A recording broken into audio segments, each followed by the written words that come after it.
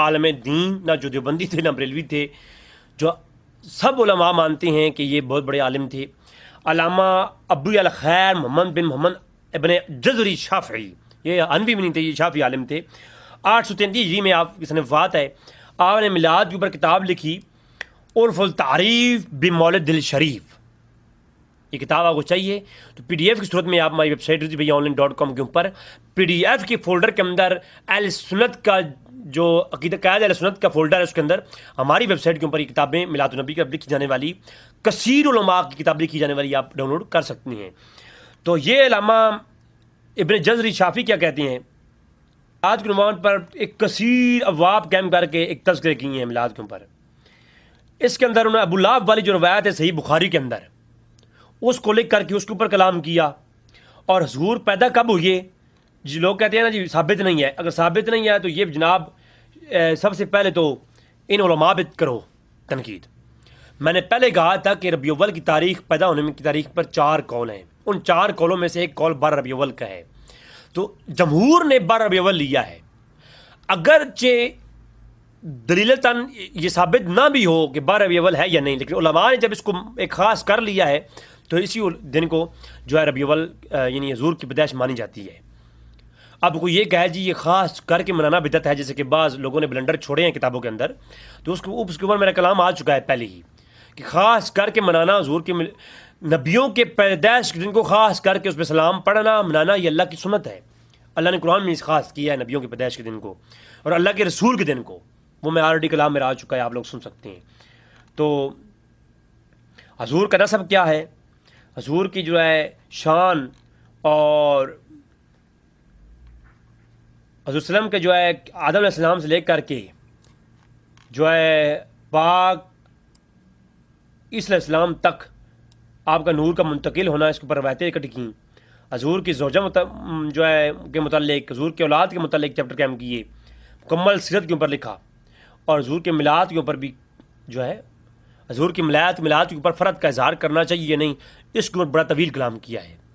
یہ میلاد کے عنوان پر پوری کتاب ہے، عرف التعریف بمولد الشریف۔ تو مجھے آپ بتائیے کیا میں پہلے کتنے علماء بتا چکا ہوں، ذرا گنو آپ۔ پہلی ویڈیو میری آئی عبد الرحمن ابن جوزی کے عنوان پر، جنہوں نے 2 کتابیں میلاد کے عنوان پر لکھی ہیں، 1000 سال پہلے گزرنے والے محدث ہیں۔ دوسرے حافظ ابن کثیر، 774 صنفات ہے، میلاد کے عنوان پر پوری کتاب لکھی ہے، میری ایپیسوڈ آ چکی ہے، کتاب دکھا چکا ہوں۔ یہ ساری کتابیں میری ویب سائٹ RazibhaiyaOnline.com کے اوپر آپ کو PDF کی صورت میں مل جائیں گی۔ نمبر 3 شاہ ولی اللہ محدث دہلوی کا میلاد، میں اس کے اوپر کلام ہو چکا، میری ویڈیو آ چکی ہے۔ اس کے علاوہ قرآن اور حدیث سے میلاد اور صحابہ کرام کا میلاد، اس کے اوپر میری گفتگو آ چکی ہے۔ امام جلال الدین سیوطی رحمہ اللہ کی کتاب حسن المقصد فی عمل المولد جو میلاد کے عنوان پر لکھی گئی، اس پہ کلام ہو چکا ہے۔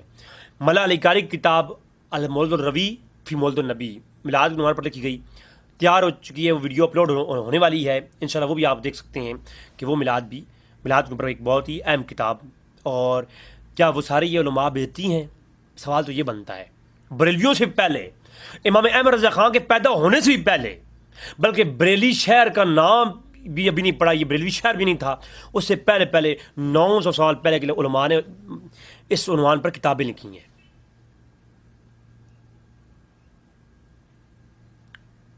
اب ایک یہ حال ہے، بریلوی تو بدعتی ہیں ہی ہیں، یہ فتویٰ ان علماء کے نام لے کر بھی لگا دینا چاہیے اگر کسی میں ہمت ہے تو، کہ عبد الرحمن جوزی کو بولیں کہ وہ بدعتی ہیں۔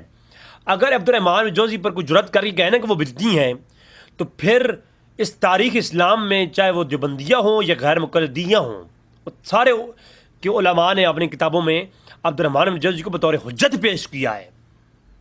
خاص کر شیخ محمد بن عبد الوہاب نجدی، آپ کی کتاب ہے مختصر سیرت رسول، وہ بخاری کا واقعہ جو صویبہ کا غلامہ صویبہ کو آزاد کیا ابو لہب نے، تو اس کے عذاب میں تخفیف ہوتی ہے۔ یہ روایت بخاری کی لے کر کے محمد بن عبد الوہاب صاحب نے بھی اس سے استدلال کیا ہے، اور نیچے لکھا کیا ہے، قال ابن جوزیو کہ اگر ایک جو ہے کافر کو حضور کے میلاد منانے پر خوشی ملتی ہے تو ایک موحد مومن کا کیا حال ہوگا۔ تو جوزی کو بطور حوالے پیش کیے ہیں علماء نے۔ جب ابن جوزی بدتی ہوگا تو جو اس کو عالم دین سمجھتا رہا، اس کی طرفداری کرتا رہا، اس کو رحمۃ اللہ علیہ کہتا ہے، تو ظاہر سی بات ہے وہ بھی بدتی ہوگا پھر تو اللہ تبارک تعالیٰ ہم پہ رحم فرمائے، ہمیں دین کو سمجھنے کی توفیق عطا فرمائے۔ وما علینا الا البلاغ المبین۔